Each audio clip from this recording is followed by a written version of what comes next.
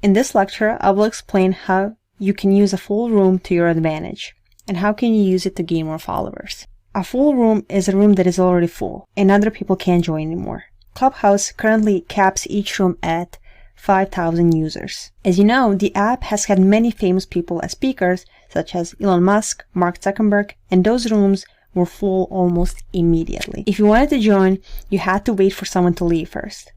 However, there's a way to actually listen to the same room. For you, the most important thing is to track scheduled events. And if you see that someone famous will speak, then put it in your calendar and join early. People have created different rooms and actually stream the audio from the original room.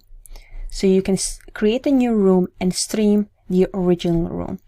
However, you need to get the permission beforehand. That wouldn't be a problem. You can easily find Elon Musk conversation on YouTube because everyone agreed that it's okay to stream. That is how an expression overflown room has appeared.